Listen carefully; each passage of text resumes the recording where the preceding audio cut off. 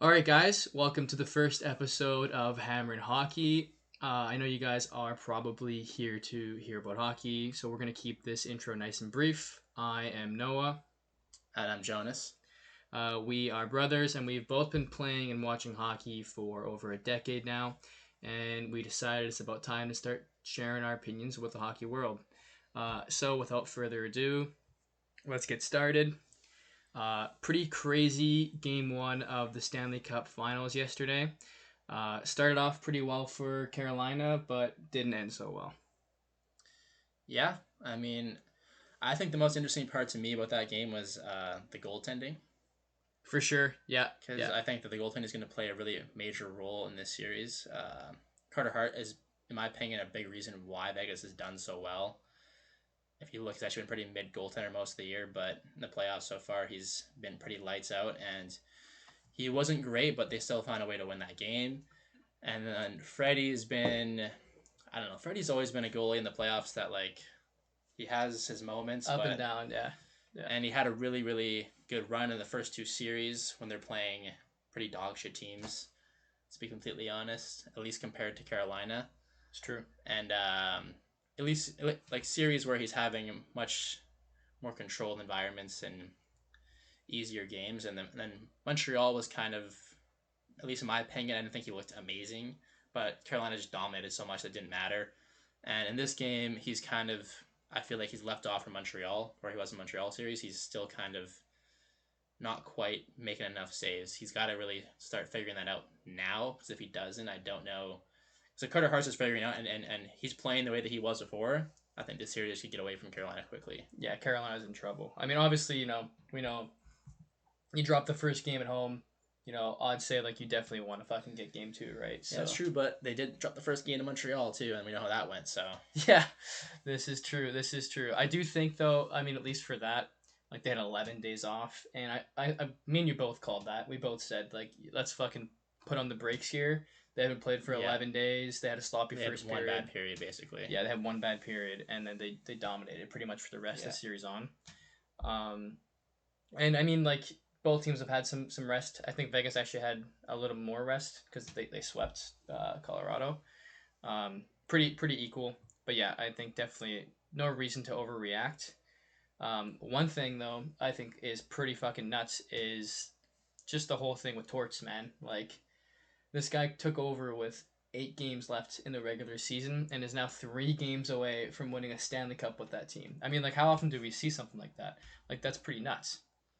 Yeah. I can't recall anything like that ever. No, I mean, it's definitely part of the hockey world. I thought Torts was done coaching for at least a little bit, and I don't know. I kind of think. I mean, obviously, you give credit to Torts because look what the team has done since he's taken over. But sometimes you get those kind of like new coach jumps.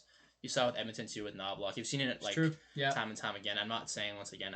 I think Vegas is full of a group of guys that they care deep down, obviously, and seeing Cassidy get fired really fired them up. Yeah. So do you think it's more attributed to like a shakeup of the locker room I think as it's opposed both. to I think it's Torts both. coaching? I mean, you got to give, like I healthy said, you mix? got to give credit to Torts. I mean, you Yeah. can't just sit there and say like they could have just put some guy off the street on the bench and they would be doing what they're doing right now. Of course not. Yeah. But I think that plays a role in it too. People need to remember that. But it is pretty crazy. I mean, credit to Torts. I've always been a huge Torts fan. Yeah. I've always loved that guy. He's definitely Had his brings some controversies. spice to hockey that Yeah. a lot of guys don't bring. So, yeah, definitely. Yeah, for sure. I mean, one thing I will say is all for like with this series, me personally, I think this Stanley Cup playoffs has been a little bit lackluster so far. I mean, like both of the conference finals matchups went to 4 or 5 games. Yeah, I mean, only one team won a game besides the winners. So, Yeah, and it was game one. yeah, yeah. And then even if you look at like, I mean, Carolina, like pretty fucking dominant like run to get to the conference finals. Like Yeah, that's also pretty unseen. Like no one's it even. is. I mean, they've only lost one game besides this game. So, Yeah, exactly. And again, like we said, that was like one bad period. So like, yeah. yeah, And like even this game, like I feel like I painted this picture that Vegas is like really in the driver's seat right now. I do think that Carolina has a good chance to win this series still. Like I think that when they play the way that they want to play, they're a really hard team to play against. and you just saw in this game a lot of like just mistakes, right? Not necessarily like Vegas is obviously a very good team and they're forcing some of these mistakes, but also the things that Carolina could clean up. Right? And Definitely. it's not the way that Carolina wants to play hockey. And you saw the same kind of thing in Game 1 against Montreal. Bit of a sloppy first game for them, and it didn't go their way.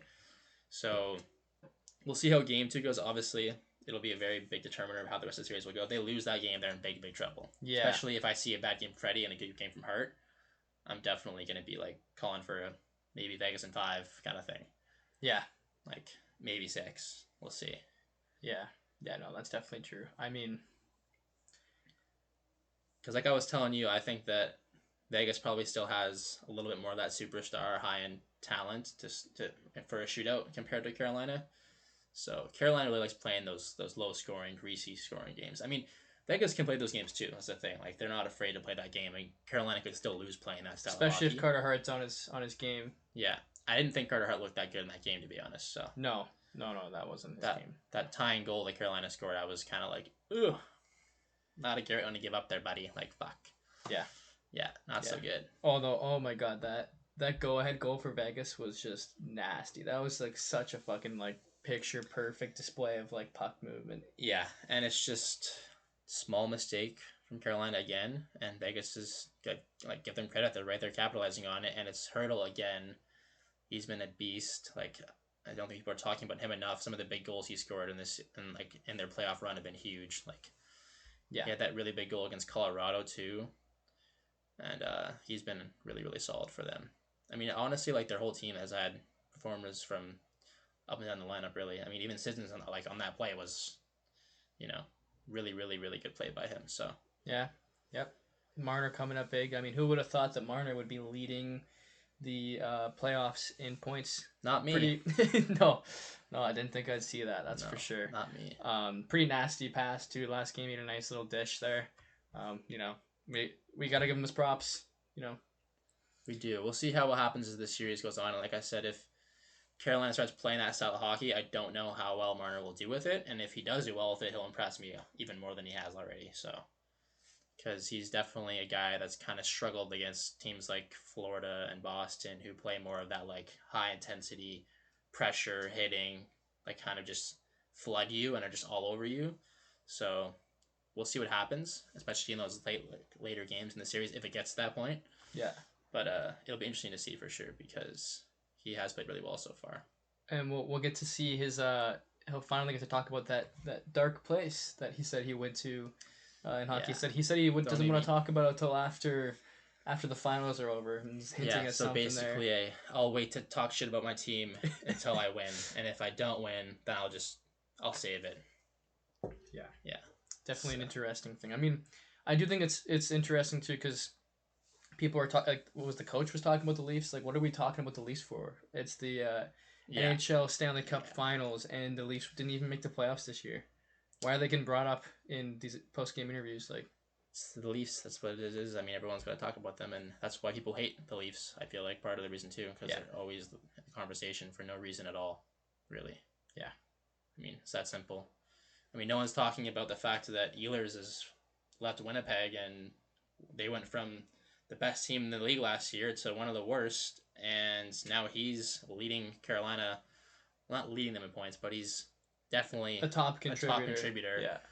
And playing really well, has some big goals, and they're almost to the cup. I mean, they're 4 wins away, so no one's talking about that at all. It's been all Marner, all Leafs, right? It's how it is. So, yeah, I know that's how she goes. We know that.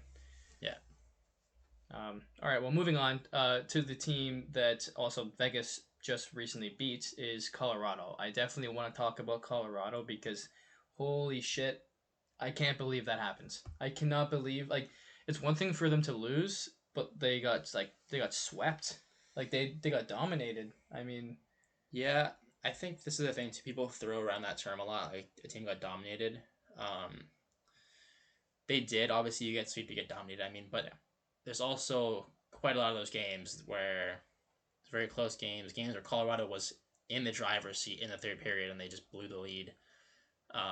So I don't think it's quite as simple as Colorado just got dominated. And obviously, there's a lot of other things to consider, like McCarr being out for the first 2 games and then coming back. How healthy even is he? Even though I thought he looked pretty good. And McKinnon, of course, how healthy was he going into the series? And then he gets injured, and then he's comes back for the next game. Did he have playing he had an through. injury before the series? Well, he didn't have an injury before the series that we know of, right? But Right, I suppose you never know what's going on. yeah, with I mean, guys. he didn't get a single point in the series as Nathan McKinnon. I mean, he had he had 2 one- assists. he had 2 assists, He finished okay. with 2 assists. Him and Nietzsche's both Yeah, finished so- with 2 assists each so in 4 games. yeah, I mean, it's not very McKinnon of him. So, and then of course Nietzsche's got injured too in game 4. In At that 4. point, the series is basically over. But I mean, Yeah. not as healthy. But that being said, you can't just take that away from Vegas. Vegas definitely deserves Yeah. credit. Well, the one thing I will say is, like, injuries or not, like, I still wouldn't have thought that they would have been swept, because Yeah, like no, every definitely. team deals with injuries, right? How healthy is everyone in Vegas? Like, you never know, right? This goes back to the whole like goaltender thing. I mean, Carter Hart was just way better than the goaltending that Colorado had from Wedgwood and Blackwood. Yeah. Simple as that. And I've been saying this to you, like, Colorado is literally Edmonton with one cup that they won. And I know that's like they have really, really good offensive teams, and sometimes they're lacking defensively, and the goaltending is just questionable. I mean, I still don't understand. I mean, Edmonton, why the fuck they haven't gotten a goalie yet? But same thing for Colorado, really. I mean, I know people like Wedgwood, they like Blackwood. Personally, I've never been huge fans of them, and you see when they go against good goalies. I mean, not that Carter Hart has been some established good goalie, but when he's at least playing well like that, they just can't compete. Yeah, I think Right. it was so Carter Hart had a 944 in that series, and I believe Wedgwood and what's his name? Blackwood, yeah. Their names are so similar, it confuses me. But yeah, they had a combined, I think it was 877, which is like, if you're comparing like the two, that is an astronomical difference. Yeah, no, it's in huge. a playoff It's huge. series. That's why I say, like, I don't think that the domination necessarily happened between the players on the ice. It happened between the goaltenders on the ice. Yeah, I right? mean, Like, that's where Vegas really dominated this series, was in the crease, right? And that's where you see Colorado continue to struggle every year, in my opinion. It's in the crease. And you see that with Edmonton too. And it's like some of these teams that have these really, really. I mean, Colorado obviously is like this team they put together, in my opinion, was good enough to win a cup with Wedgwood or Blackwood. I think most people would agree with that, obviously. But it's still one of those things where, like, they just haven't went out and gotten that goalie yet. Yeah. And I just don't know why they haven't done that yet. Dude, I will say too, I mean, like, just on the topic of them being a really good team, like, everyone was like, oh, Colorado's going to win the cup. Colorado's going to win the cup. And in the back of my mind the whole time, I'm like, this team has been too perfect this year. I swear, President's Trophy curse, right? There's that. It's normally how it goes. Yeah, when a team is too perfect. It's not how it goes in hockey. Yeah, and you know what? I mean, you could maybe attribute that they had some injuries, guys are missing, and they couldn't rally and figure it out, right? You have to be able to fight through adversity. So it could be said that maybe they didn't go through enough adversity during the regular season, Yeah. right? Look at Vegas. Vegas fired their coach. Like I said, they fired their coach 8 games before, with 8 games left in the regular season. Adversity. I mean, Colorado didn't have a great second half of the season either, to be honest, but they were already such a good spot from previously just destroying the league for the first half of the year. Coast to the playoffs. Yeah, it kind of just coasted. And then, I mean, like, the one thing is, too, Colorado was ahead in Game 3 and Game 4, if I'm not mistaken, in the third period. I think they blew both those games. Yeah, I believe so. They were definitely up. Hurdle had the go-ahead goal in one of those games. Yeah, they were talking about earlier. They were up 3-0. I know in Game 3 they were up 3-0. Yeah, and I think they blew the lead in the second period, like in the whole. Yeah, and then I think the next game they were up 2-1 in the third. I think, in Vegas. Something like that. Yeah. So like they definitely responded. They just didn't close out the games. And once again, going back to the goaltending, if I'm not mistaken, like, I'm trying to remember off the top of my head, a couple of those goals, I think it was in Game 3. I think it was the Eichel from, like, the wing there. I mean, it's a nice shot, but it's like, you gotta make that save. I'm sorry. Yeah. And then right after that, I think it was Dorofeyev or something, just from the point, and it's a bit of a screen. It was a well-placed shot, but once again, another very savable puck. And, like, those are the difference makers sometimes in a series, right? Where Carter Hart's over here making all these big-time saves, and then you have your goalie letting in perimeter shots. Yeah, those are backbreakers, dude. Yeah, like it's just like deflates your team. Like, Yeah, they kill you. So like that's the kind of stuff too, and that's what Carolina needs to avoid. That's what I'm talking about with Freddie. Like they need to avoid because Freddie has been known to do that kind of stuff. Like if he does that kind of stuff against Vegas, they're probably going to have the same results as Colorado. So yeah, I mean, I think Colorado obviously is going to bounce back. They're going to be a great team next year. So we'll see what they do. I mean, there are some goalies available in the trade market and free agency and stuff. I mean, that being said, their goaltenders were good enough. They may just stay with them. I wouldn't blame them for staying with them necessarily. Yeah, I don't think it's like Stu Skinner. But like, it's the one quite weakness the of their same, team, in but my opinion. It's the one like weak point of their team is their goaltending. Their goaltending is not a strong point. For It has sure. been a strong point, except Yeah. maybe the one run they won the cup with Kemper. So Yeah, yeah. And that team was just, I mean, it wasn't like Kemper was some like super good goalie. You know, he was good enough, and their team was just yeah, really good, right? and then you see too with the Carolina and the Montreal series, like Montreal was able to stay in a lot of those games because of their goaltending, right? And Yep. because Freddie wasn't quite up to par with Dobich. So Yeah, and you know what? And so like speaking of the Habs, like that kind of makes you like ask the question like how good was that Habs team actually, and how much of it was just a super hot goaltender. Like I don't think the Habs were a bad team. Obviously, like they had over 100 points. They made the playoffs and they went to the conference finals. Can't take that away from them. But the way that they got there, some of those games I'm watching them get dominated. I'm like, you know, like how are these guys winning these games? Like how are you? What did they set a record for the least amount of shots in a game 7 win in the playoffs? Like, you know, it's yeah, pretty ridiculous. no, they had definitely some luck to get there. I mean, against the Lightning, what they had 9 shots and won that game. Yep. So I mean, but they still took them to 7. Lightning's a good team. And then Buffalo, same kind of thing. They didn't have a super good game 7. They still managed to get away through. And that's once again going back to Dobich, and this team really relied heavily on him. And like, how good is the actual team as a whole on the ice? Like minus the goaltending, it's still a good team. You know, they're young, they're learning, and they're trying to get through the playoffs. And they showed their inexperience, in my opinion, at times in this playoffs. And you saw that in the game 7s and the big games. They weren't quite up to par with some of these teams like Tampa, who has all these veterans. Yeah. But they definitely have some very good talent and lots of good scoring, and they were committing to blocking a lot of shots and playing that kind of playoff hockey. I do think I'm a little concerned about maybe how big they are as a team and how they fare like for a whole playoff run against teams that play more physical. Like I felt like they were kind of getting pushed around by Carolina a little bit too. But yeah, Dobich is obviously, I think, the biggest reason they went on this run. I mean, I don't think they even make it past Tampa without him, obviously, playing the way he did. He outplayed Vasilevsky. Yeah. So, but people forget, too, like, he's part of a team. Right? So when you ask how good a team is, the goaltender counts. Like, they're not... People always want to separate the goaltending from the actual team, and it's all the same thing. It's all one team. Right? It's true. That's true. But I think you made the argument, too, is, like, how sustainable is that kind of goaltending to get every year in the playoffs, right? Yeah. That's another question to ask. Also from Dobich, especially too. from a kid who hasn't really. I mean, he's been good so far. But playing like he did, like that was really really impressive, right? Yeah, his regular season numbers were like average at best, right? Yeah. But some guys they rise to the occasion, right? And so he definitely did that. And Yeah, I was a give him Habs his fan. I'd be flowers. very very excited about what he could be for the future. I mean, like goaltenders, you never really know this early in their careers. Sometimes they can have really really good runs, and then all of a sudden they fall apart. Like we've seen it happen before with Remember the goalies. Hamburglar? Yeah, in Ottawa. Yeah. So Hammonds. I mean that's just one small example, and that's a very weird case in some ways, to be fair. But like Super weird case. overall, I mean the Habs have to be very happy with their season. So Yeah, like, how no. good are they actually? They're definitely not.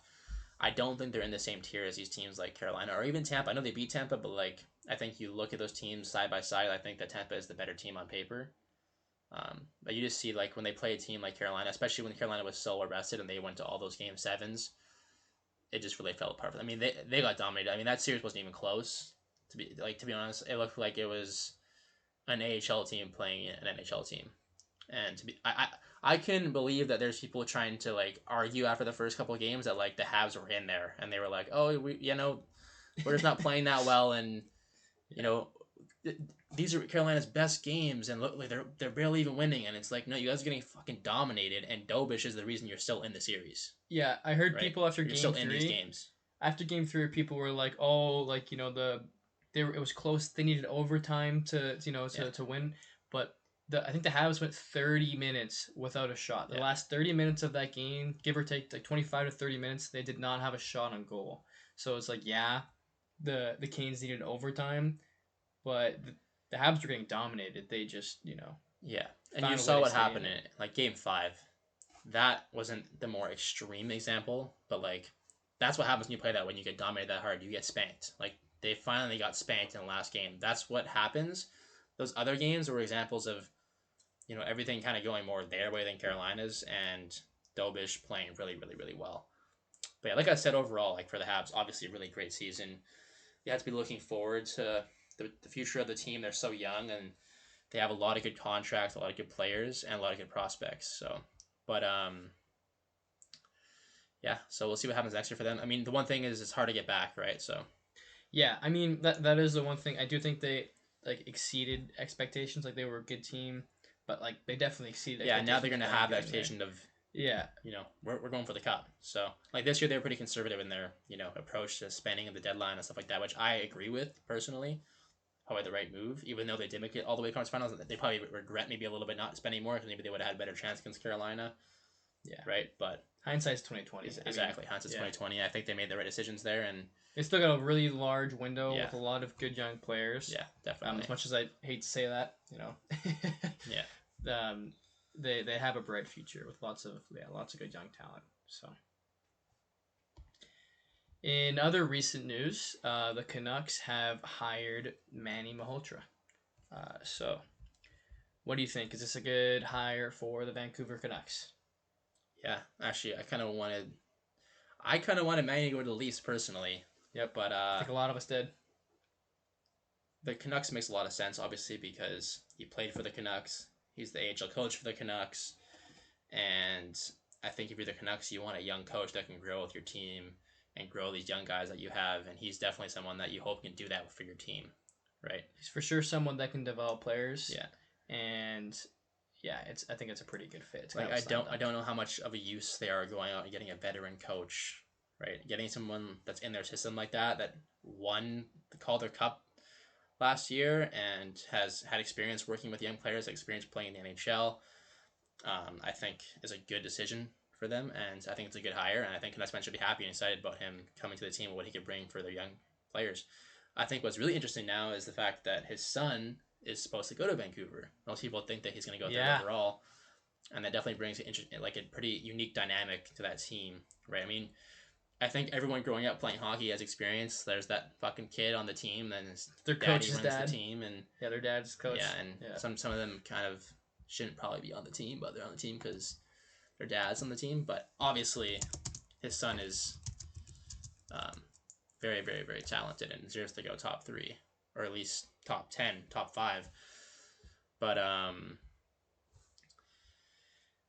it's gonna offer one of those weird things where if they do draft him, it's gonna be like, he's part of the team, so he's not trying to like, these guys, they go out, they do their team activities, they go out after the games, they go to the bar or whatever, like stuff happens, and past curfew, whatever.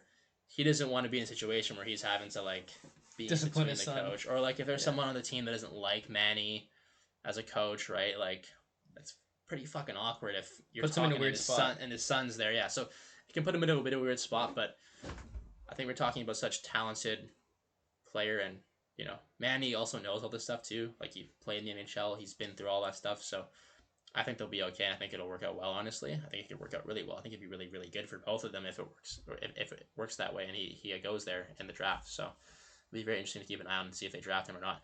I actually think they should still go with Stenberg if he falls to them, but I agree. Mean, if Stenberg's there, I understand the positional value of wanting a center, but that's. I think they're at a point where you just gotta take the best player available. Like they're not like done with their rebuild, not even close.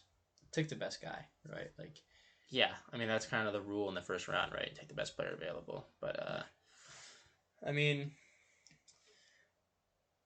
everyone has their opinions though, and if the Canucks believe that he can be a first line center, I understand them thinking that he's the better future player than Stenberg. If he ends up being a top line center, he could edge out Stenberg in the future. Even McKenna. I mean, it's not saying that it will happen, but it's if they believe that, then I can understand them taking him, especially when they have that inside connection with Malhotra, like Manny Malhotra already, right? So Yeah, yeah. I wonder if that puts any. Do you think that puts any more pressure on the Canucks to like go out and get him?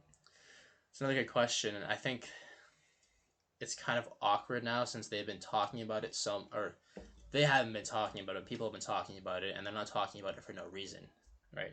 Yeah, So it would definitely be awkward. I don't think that it should put more pressure on them, but it will yeah. in some way. So I think once again, you run a professional hockey organization. You don't care about family ties. You're here to make the best It's a choice for your business. team. Yeah, That's what they should be doing. Is that what they will do? I think that's what they will do because that's what they were going to take anyways before they hired Malhotra. So, but yeah, we'll see what happens. It'll be yeah, interesting to see. yeah. And then so like with the Canucks, obviously hiring Malhotra, one of the Leafs targets, one of the two that has said no. Where does that leave the Leafs now? Um, as far as because we need a new head coach, we just fired Berube, and we are 0 for 2 so far. Yeah, I think the Leafs are in a spot where they're probably going to have to look for a veteran coach now. I mean, you consider the fact that they were in Malhotra. He's in Vancouver now, and they were interested in Carl too from the University of Colorado, and he's decided he wants to stay in the NCAA. So both those guys are kind of out of the picture. I was kind of rooting for one of those guys because I would prefer more of a younger, fresh mind Yep. with the Leafs. But I don't really know, like at least from what I've heard of who else is available that kind of fits that mold. If that's likely to be on the team. I know they're interviewing a lot of different people. Um, but yeah, I think they're probably gonna maybe have to look more at like getting one of those veteran coaches. I wouldn't mind. I can't remember what his name's off the top of my head now, but Edmonton's old coach. He's the assistant in Anaheim now. So he's more of like a young guy. He has experience coaching McDavid, coaching Draisaitl, right? Yeah. Similar to coaching kind of like other stars like Toronto has with Matthews and Williams, etc. Yeah. And he has more of a young mind, a more new, fresh take on things, and he's had a very successful season with Anaheim under Joe Quenneville, who's considered a very, very, very good coach. So I wouldn't mind them considering him. But I honestly, like at this point now, I think whoever they hire, I'm not going to be super, super excited. I mean, maybe I'd be excited about Cassidy Yeah, that's one I because definitely wouldn't mind. he's the big name, Yeah. But Proven I also coach. don't know how well he fits the Leafs. Like, Yeah, the one thing to be said with the Leafs is like, yeah, we have like guys that are like have been in the league for a while and can use like a veteran coach, but we also have young guys like Cowan. And obviously, we're going to be ideally we draft Gavin McKenna or another young forward that's probably going to be in the top 6. yeah, You have Nyes, right? So you have a group of young forwards that also need to be developed. While ideally you're trying to be a competitive hockey team next year. So it's kind of a balancing act, right? yeah, that's kind of what I thought. Berube did a terrible fucking job at was developing young players. As much as we love Chief. Yeah, I mean, I don't get me wrong. Like, I would have loved to see him and the Leafs work out for sure. Like, Yeah. Great personality, I great love his guy. personality. I love the way he wants to coach the team. I mean, the thing is too, everyone always talks about these things like they know it's like they're in the room, and like they're talking about Willie or they're talking about Matthews and you know their relationship with Chief, and it's like we don't really actually know that. We're looking from the outside trying to figure that out. So I do think that he is a good coach. I just don't know if he fits the Leafs. I mean, the team he had in St. Louis that he was very successful with is not the same team he had in Toronto. It's true. And it felt like he was trying to fit this team into that mold instead of trying to like create like a new mold, which is part of what he did in St. Louis, but also using the players that he has in Toronto. Like a guy like Matthews shouldn't be starting like more than half of his fucking draws, whatever, in his own zone. It was a crazy increase. I don't know if it was over half. I think maybe been like something like 30 something percent, but it like was close to 40% of his draws are in the D yeah, zone. it was. Getting, I can't remember what the number was, but it was a big increase, and we saw statistically two of the worst seasons in his career offensively. Yeah, and so yeah, with him it's a balancing act too because he's a good defensive center, and you want to use him when you need to, but you have to make sure that you're not limiting his offense. And you had a guy like Scott Lawton and didn't use him enough. Use him for that. Like that's what he does. Yeah. Right. Like, so he was trying to, like, once again, and it worked for them the first year. And if you look analytically, a lot of things say that actually they maybe shouldn't have done as well as they did during the season. Like a lot of good goaltending propped them up, and it worked really well in the playoffs because that style does work well in the playoffs, right? Like playing really defensively and everything like that. Yeah. But you have to get to the playoffs first, and so you need to have a bit more of a hybrid. And Matthews needs to be scoring more than 40 goals a year. He's more capable of than that, right? So, and then of course, like I said, like the young players stuff is really important now that they have guys like Cowan and they have guys like Nyes, and they need to try and fill some of these holes from their system. Even though they don't have the biggest, brightest system, they still have some of these guys like Jacob Quillen and like Villavenu on defense. Like some of these kids need to be getting opportunities. Like Quillen was up with the team getting like 6 minutes a game on the fourth line playing center. Like why the fuck's he even on the team at that point? Send him down. There's no point in doing that, right? Cowan is being shifted from the first line, the second line, to the fourth line, and then to the press box for 3 nights, and then he's playing like 6 minutes the next night. It's like, how is that good for development? And we're getting like later to the year when the season's done. Like this team's fucking sucks and they're not gonna make the playoffs. Why aren't we trying to prioritize playing young players, right?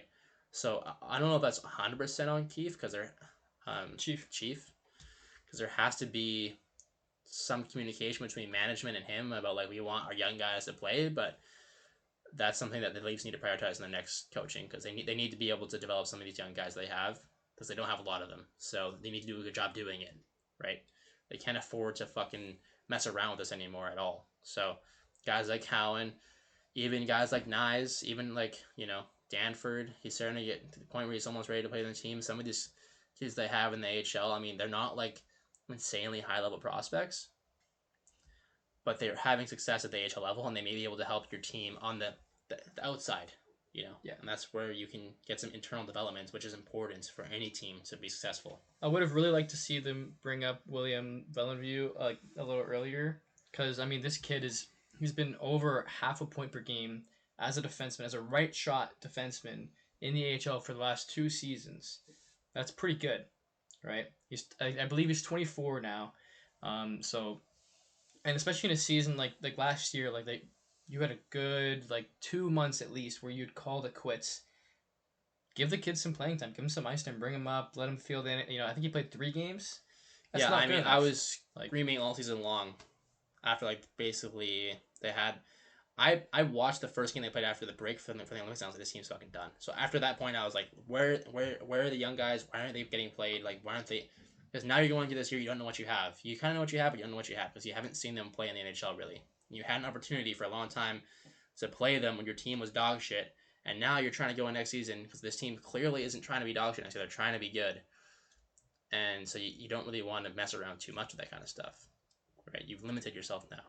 So that, anyways, it was a missed opportunity for exposure. Yeah, it was, and the point being is that whoever the next coach is needs to have a balance. Like you have to want to win games now, of course, but you have to also understand like we're developing our team for the future. Like the Leafs, kind of in general, it seems like they kind of forgot about that throughout the entire Matthews era so far.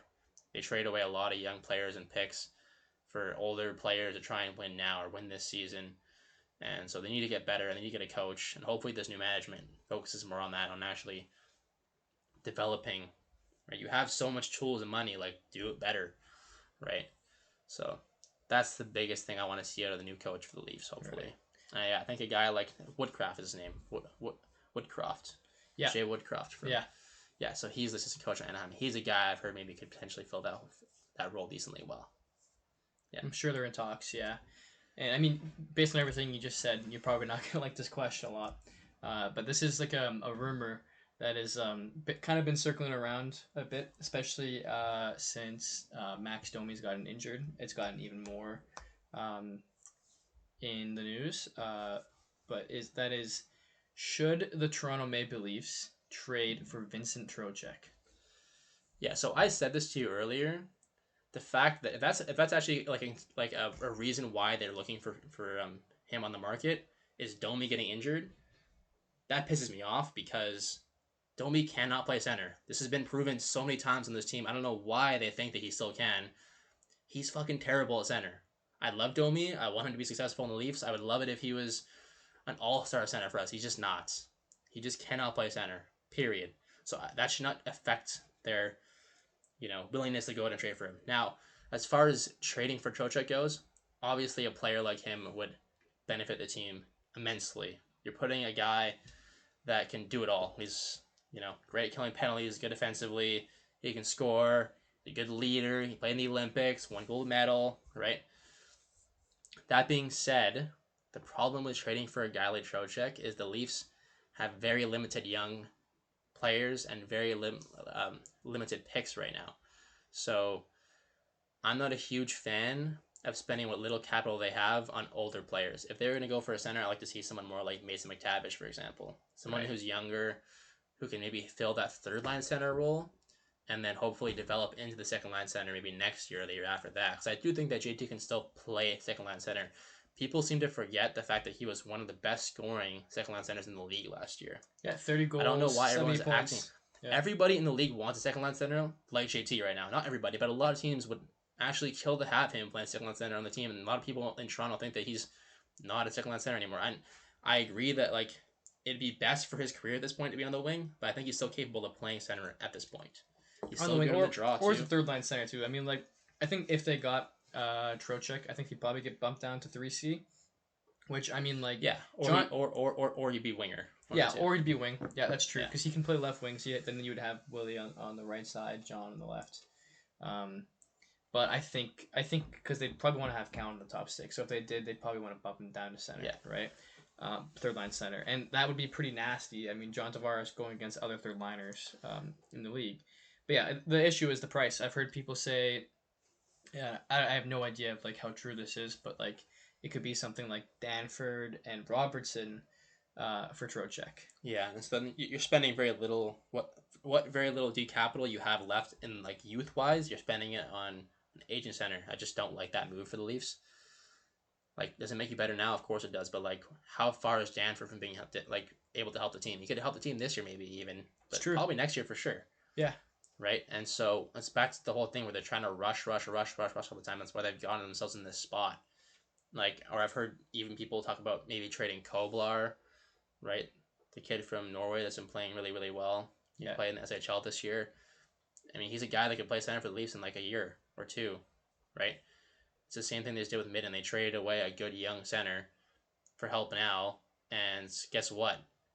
He'd fucking help them now because he'd be playing third line center for them, right?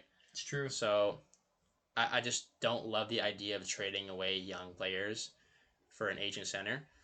If they do it, I mean, it obviously makes the team a lot better. Probably gives them one of the better forward groups in the league all of a sudden.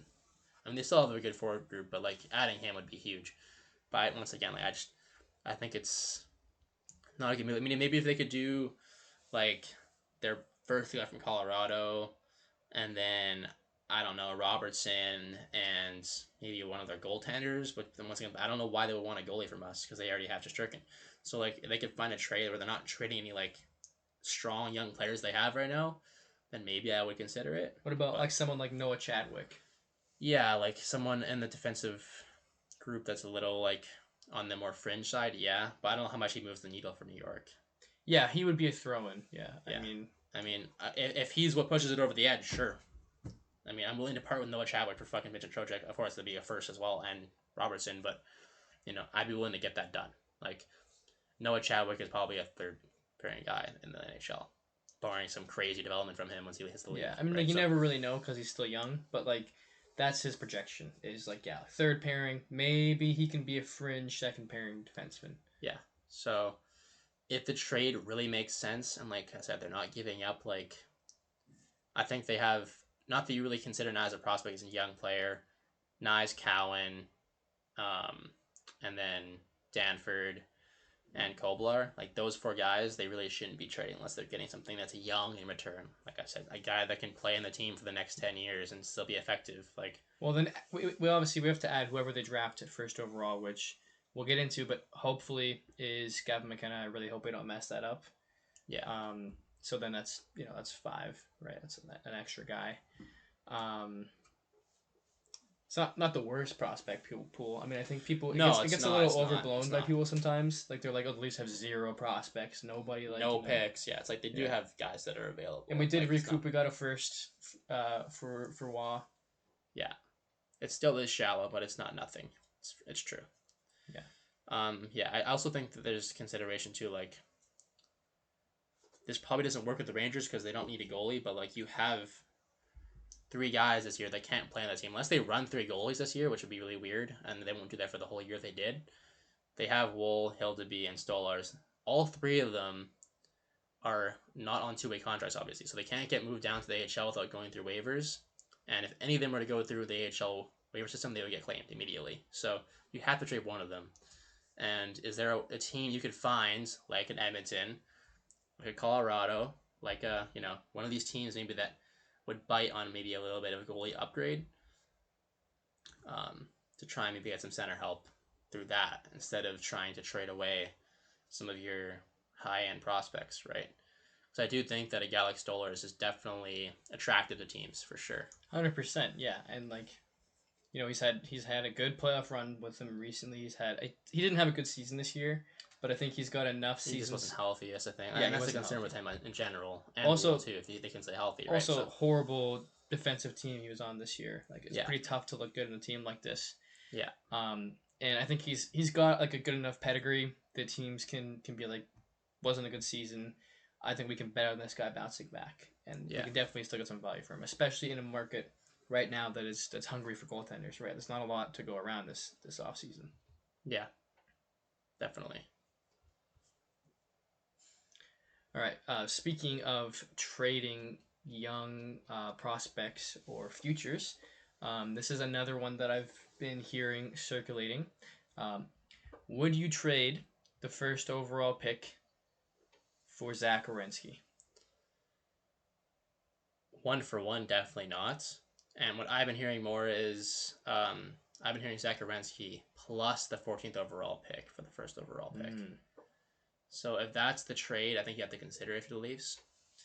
Yeah, I think if you're also getting the X, then you're still getting a really good prospect, probably, right? Like, yeah, you're gonna get your prospect, but you're not gonna get McKenna. I mean, no, of course thing, not. right? So it's McKenna's ceiling is like generational talent, right? Yeah, I mean, it depends who you ask, but yeah, he's definitely can be seen as like 100-point player, maybe even breaking past that, right? That's something I don't know why though. I will say like people are like, oh, like he's not going to be a generational. He's not like Bedard or not and I know that's not what you're saying right now.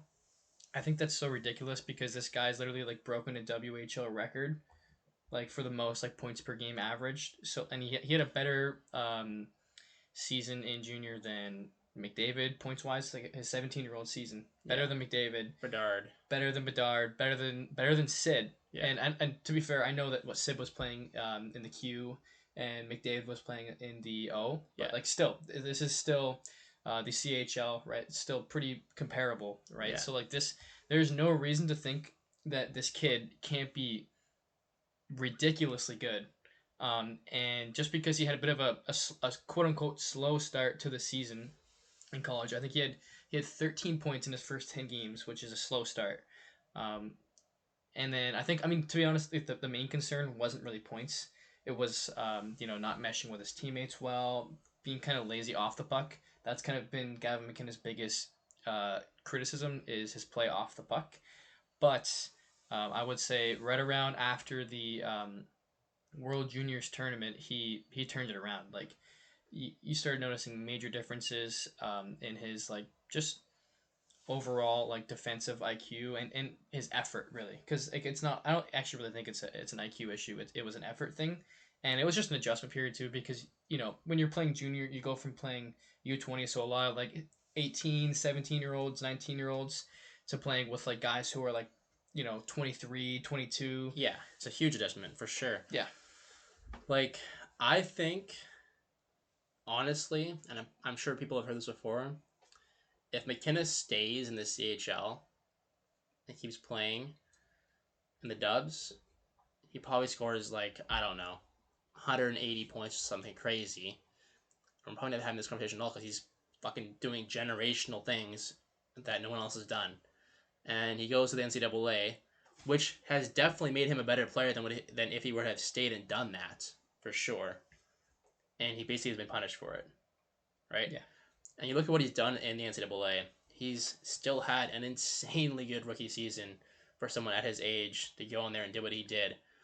And there's important things to remember as well about his situation when you compare it to people like, let's say, Macklin Celebrini or Adam Fantilli. If I'm not mistaken, off the top of my head, I think Celebrini had 12 NHL draft eligible players. Or not eligible, drafted players. Yes. 12 players that had already been drafted into the NHL, and McKenna had 4 on his team. Yeah, that Boston team was much better. Much better team. Yeah. And all year, Penn State was going through injuries, and McKenna was playing with different line mates, different centers. I mean, I think at some point he was playing with like his third or fourth line center. He's playing through all kinds of different players. He's trying to go into an entire new league while playing with like a different player every single night on his team, like on his line. I mean, it's not an easy thing to do, and no one wants to talk about that factor, right? That side of it. And I think it's important to consider those things when you're talking about trying to make a big adjustment to a new league. And you saw once he was able to continue to play and make those adjustments, he was very, very dominant after the break. He had the fourth highest point per game season in the last 30 years out of anybody coming to the NCAA. So he's with some elite company. Like, if you look at his point per games from after the break until the end of the season, he was higher than Celebrini or Fantilli. I think basically anybody over their entire season. Of course, it's not fair to cherry pick a certain part of someone's season and just say, well, that part was better than their entire season. But the point being is that he clearly improved, right? Yeah. And I think that there's a little bit of bias against him too because of the fact that the Leafs are probably going to be picking him. And I do think that, to be fair, like, people were debating this before the Leafs got the first overall pick, so it's not something that's completely new. It was for sure. But I think it was a lot more of a conversation when Stenberg was popping off at the World Juniors, and McKenna had kind of struggled into the NCAA at that point. And then people were starting to talk about, like, is Stenberg the first overall pick? But since then, until just recently, I feel like that's kind of cooled down a lot. And it seems like people are kind of... I mean, don't get me wrong, Stenberg's an amazing player. And if he goes to the Leafs, I'll be very, very excited to see him play. Even though I'll be disappointed that they made the wrong choice, in my opinion. But just because Stenberg's amazing doesn't take away from how amazing McKenna is. Like, I do believe this kid could be generational. And when I hear people that have worked with him talk in different interviews, and to be fair, they're biased that worked with him, but like the way they describe his willingness to want to get better. I was listening to his coach on an interview the other day, and they're talking about how he came in with the team and he didn't really know how to play. Like, he barely had played any ping pong, and by the end of the season, he was like kicking everybody's ass at ping pong, right? Like, he's like, even me, he was kicking my ass. So he has this will and determination to continue to get better, and he believes in his ability to adapt and learn. And you saw that throughout the year in the NCAA, and I think you'll see the same thing in the NHL, and you'll see him adapt and be one of the best scoring wingers in the league. So for me, it's a no-brainer, but I know why people think that Stenberg... I understand why people like a player who appears more well-rounded, who actually, I shouldn't say appears, is more well-rounded. He's better defensively, he's better off the puck, he's got more of a motor, but those are all things that I think that McKenna, like I just said, he's adaptable. I think he could continue to improve in those areas of his game. Well, here's what I will say too. He doesn't need to be as good defensively as Stenberg. He doesn't have to be that. That's not him. Like, okay, so a lot of people compare him to Patrick Kane or Kucherov. Those are the two ones that I hear the most, right? And they all, especially Patty Kane, right? He, like, when he was coming to the league, he's too small. He's undersized. He doesn't play defense. There was a quote where some guy was saying that he's not at all concerned with back checking. Yeah. And Kane had all those same criticisms when he came into the league. Yeah, and you know what? He still had them in the NHL too. Kane was never a good his defensive metrics aren't good. No. But he has maybe the nastiest hands of all time. He is like his trophy shelf is fucking stacked full of awards. He's got 3 cups. Like, so at the end of the day, it's not what you don't need that from Gavin McKenna. That's not what you're asking him for. You want him to get better, and the less of a liability he can be, obviously the more positive. But he's also ideally going to be playing with Austin Matthews, who's a Selke candidate, right? And the saying goes, the best defense is offense. Yeah, If I was literally gonna say that. you're spending 80% of the time in the other team's zone, you don't have to play defense as much, right? Yeah, for sure, for sure. Yeah, I think it's a very hot topic, obviously, and I'm not saying it's not for any reason. I mean, people can respectably disagree with me, but uh, I think McKenna's track record has kind of been shit on, and when you really look at it and what he's done, it's like pretty fucking unique and pretty insane. Yeah, Really. his ceiling is by far the highest out of anybody in the draft. Yeah, to be fair, no one's arguing that. I think anyone, even people who prefer Stenberg, will admit that McKenna has the higher ceiling, right? That's undoubtedly for sure the case. I mean, if McKenna hits, he's the best player in the draft. Period. Yeah, 100%. So last week, Canada lost again in a national event at the men's level, and they lost to Norway in the bronze. And the reason they were in the bronze in the first place was they lost to Finland in the semis. So we keep seeing Canada struggling this year and recently a lot, even though I think most people would still consider them the best hockey country in the world. So what needs to be done to maybe right the ship here, get things back on track for true North, strong and free here? Well, I think it's obvious. Like, someone needs to be fucking fired. Just take a look at the World Juniors. The last, what is it, 3 or 4 years now? Like, 3 years. I don't know who's assembling these teams sometimes, but there's like time and time again, there's some head scratchers. There's some guys we're leaving off the table. Oh, there's definitely. I mean, it's been a pretty debated topic recently for sure. I also think too, like one thing people forget, to be fair, especially with the World Juniors with Team Canada, they have a lot of players, especially recently, that are already playing in the NHL. I think this year they had 6 guys. They had 6 fucking guys playing in the NHL, and one of them was Celebrini. Yeah. Who was like one of the best players in the league this year. Yeah, that would have been so nasty if Celebrini was in right. the World Juniors, so, dude. And one of them was... Yeah. Actually, I don't know if Celebrini was eligible. He was. He was? Okay. Yeah, and Schaefer... This was his second year in the NHL. Schaefer, so. I know for sure was eligible. Right? Won the Calder.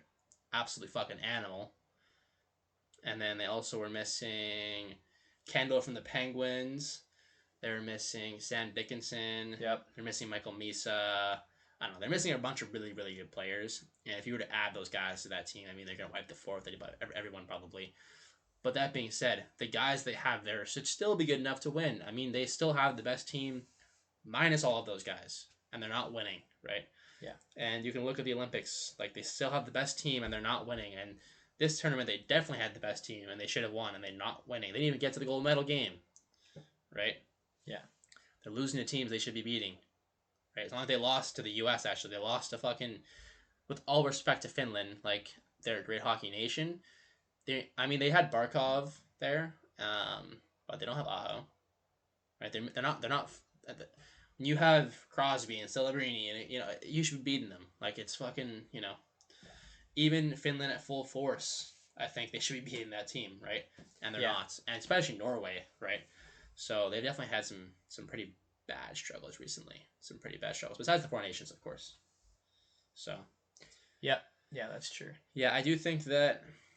I don't know what has to happen. Like, I think that part of it sometimes is just the way things go. It's the way she blows, Sometimes you just don't win. Sometimes you get beat by a team that just worked their asses off and they got the bounces and they beat you. Yeah, I mean, that's hockey, right? Like the best team doesn't always win, Look at Colorado this year. Look at Tampa versus Montreal we were referencing earlier, right? Like, the best team does not always win. That's why hockey's so great. Yeah. Yeah. So, and like Norway, I mean, they're on a magical run.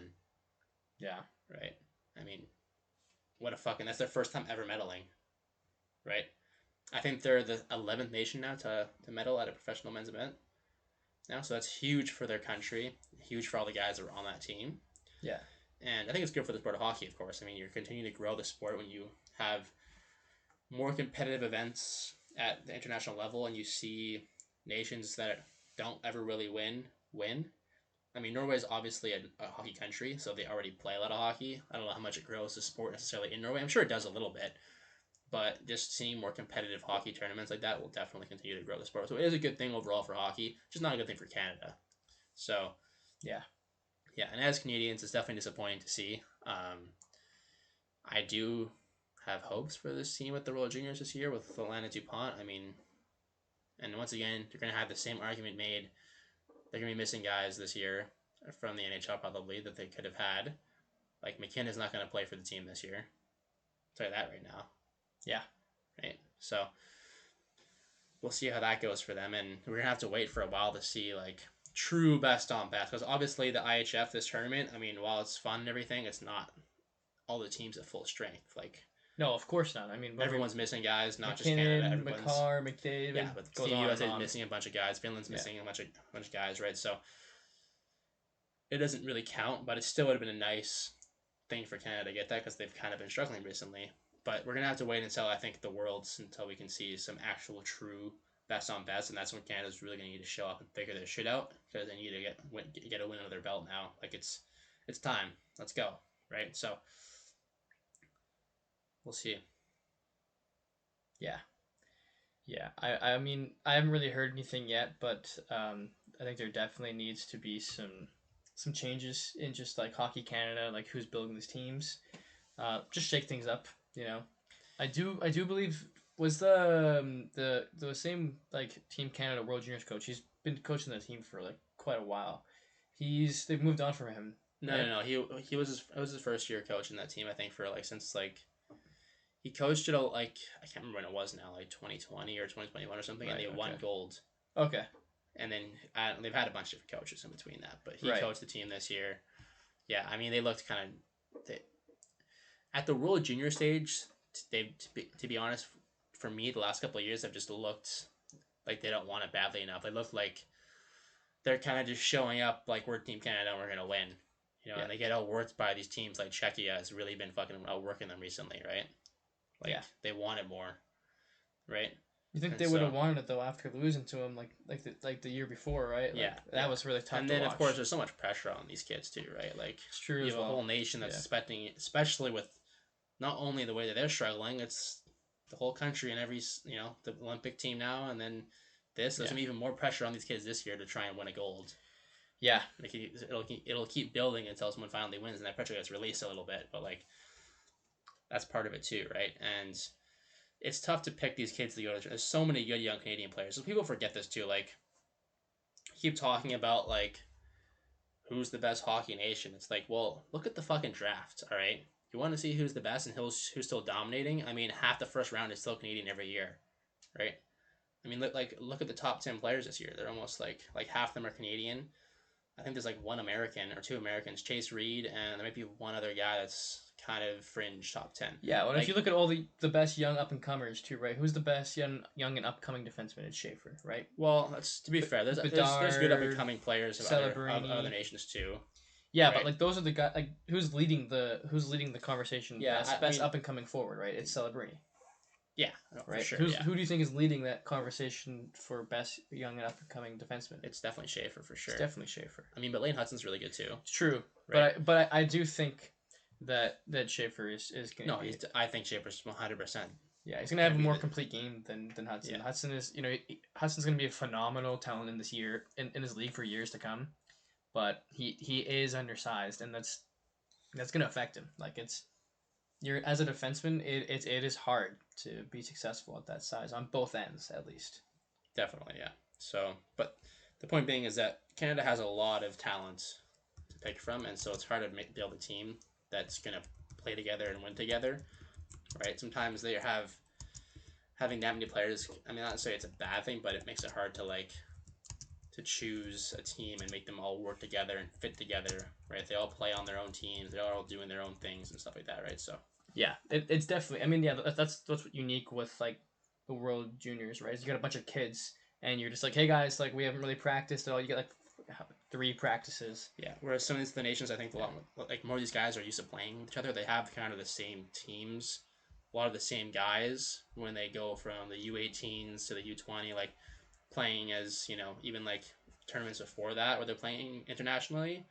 They're more used to playing with each other. Yeah, Canada doesn't have that advantage. I just want to say this because you were saying about how many Canadians in the first round. So Canada made up approximately 59.4% of the first round last year. 19 of the 32 players in the first round of 2025 NHL draft were Canadian, which marks the highest number of Canadian-born players in the opening round in 38 years.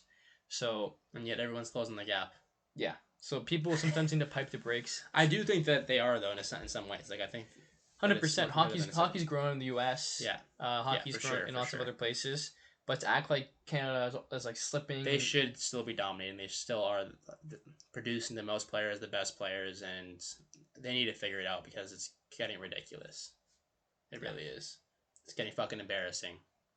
It is. Like it's one thing to lose that the Olympics was one thing, because you're talking about a really good American team, and to be honest, a team that they fucking dominated. Like that game wasn't even close. Canada was all over them the entire game.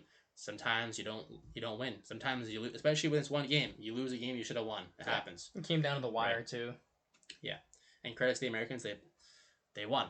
Simple as that. So, but it's one that you can be like, okay, you can't win them all, right? Like sometimes you're gonna get fucking beat. They played really well. They built a really really good team. And the World Juniors even too, and like I said, it's so many different factors with all these kids and everything. It's kind of hard to and like I said, there's players missing from the NHL that could be playing in the tournament. It's kind of hard to really say oh, this means that this country has the best young players, right? But when you're fucking losing with Sidney Crosby and Celebrini and all these fucking really really good players, like Mark Scheifele, Evan Bouchard, like you're talking about superstar players on one team playing against fucking non-NHLers. I don't even think Norway had one guy from the NHL on that team. Yeah. If they did it, maybe they had one, but either way, it's not I don't think they did. I think their top line was literally that Leafs prospect, like Koblar, and another prospect. I can't remember which team he's on now, or which team he belongs to. But he's a first round pick, not first overall, first round pick. But like they didn't have any actual guys that are playing in the NHL, and they lost to them. Right, like that's the kind of shit where you're just like, that's fucking ridiculous. Right? Yeah. So. Yeah, maybe it's they need to stop expecting they're gonna walk their way to the finals, and maybe take some of these guys a little more serious. Do you think? Yeah, I don't know. Like it's hard for me to say that when Sid was on that team. It's true. It's a good point. Did you hear the video of him? The leaked video. I did. Yeah. It's a little funny to hear Sid talk like that, eh? Yeah. Well, we don't get to see the behind the scenes a lot, right? So. Yeah. But you see, like the guys can be pretty intense in the locker room sometimes and shit like that, or just joking around like that too, like Sid was. So. Yeah, it was funny to hear him say though, like these guys fucking suck. Like, what's going on? Like So. No, he said these guys fucking suck. We know that, or something like that. But that wasn't even they won. Yeah, he was saying that like we're fucking way better than these guys, right? Like let's get going. Yeah, definitely. So. Yeah, well, I mean, only time will tell. We're just gonna have to wait and see, right? We're not gonna see another Team Canada best on best at any level until the World Juniors. So. Yep, it's true. Well, I guess we get soccer. Yeah, but in hockey, right? Yeah. So yeah, I think that's gonna do it for today. Yep. Thank you guys for tuning in. If you did, I promise. If any of you fucking made it this far, comment something crazy so we know, because that would be pretty fucking pretty insane if you made it this far through our first episode. Trust me, we're gonna get better as we go. We're learning, and we're excited to be on this journey with you guys.